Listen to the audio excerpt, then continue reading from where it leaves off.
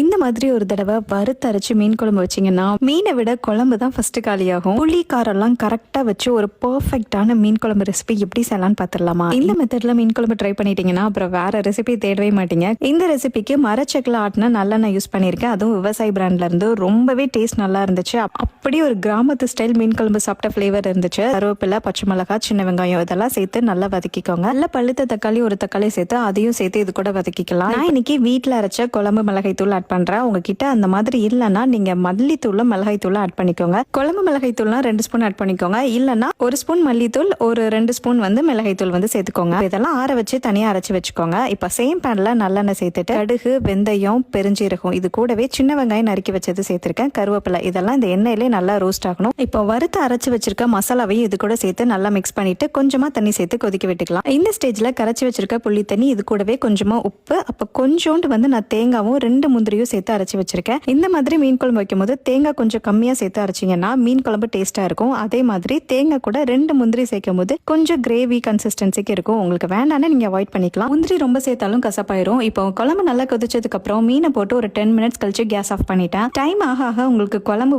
அப்படியே அந்த மேல ரெட் கலர்ல சூப்பரா வந்திருக்கும். கண்டிப்பா ட்ரை பண்ணி பாருங்க. இந்த மாதிரி நிறைய ஃபுட் வீடியோஸ் பார்க்க மறக்காம நம்ம பேஜை ஃபாலோ பண்ணிக்கோங்க.